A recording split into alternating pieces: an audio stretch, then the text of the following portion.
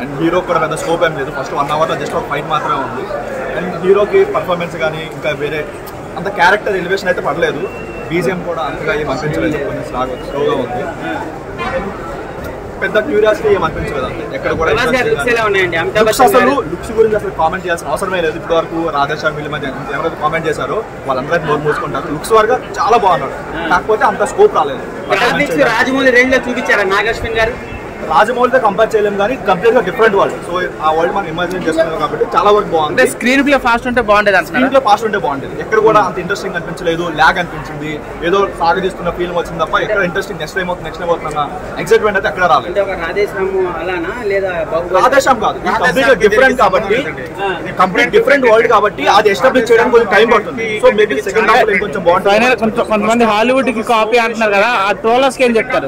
Hollywood copy అయితే కాదు, ఎందుకంటే తెలుగులో కంప్లీట్ గా డిఫరెంట్. కొత్తగా తెలుగులో చూసే వాళ్ళకి మాత్రం చాలా బాగా నచ్చుతుంది. ఆ వరల్డ్ బిల్డ్ చేయడానికి కొంచెం టైం పడుతుంది కాబట్టి టైం తీసుకున్నాడు. మేబీ సెకండ్ పార్ట్ ఇంకా బాగుంటుందేమో చూడాలి.